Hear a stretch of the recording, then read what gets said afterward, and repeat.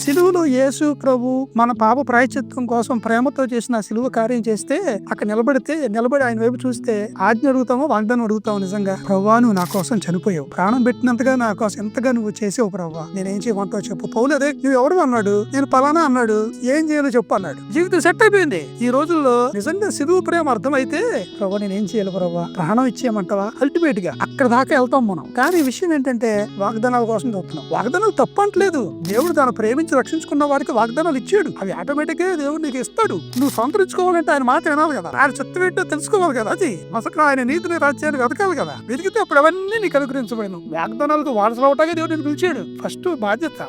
ఈ రోజు మన ప్రోగ్రామ్ చూస్తున్న ప్రతి యంగ్స్టర్ అని ఏ స్థితిలో ఉన్నా దేవుడు నిన్ను నన్ను ఒక ప్రత్యేకమైన ఒక యూనిక్ ప్రణాళికతో చేశాడు.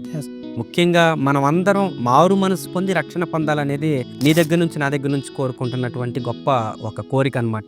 సో మీరు చెప్పినట్లుగా ప్రయాసపడి భారం మోసుకొచ్చిన సమస్త జన నా యొద్దకు రండి, నేను మీకు విశ్రాంతిని ఇస్తానన్నాడు దేవుడు. అంతే తప్ప ఆల్రెడీ భారంగా ఉన్న బరువుతో ఉన్న వాళ్ళ మీద ఇంకో 4 బరువులు వేస్తాను అనలేదు ఆయన.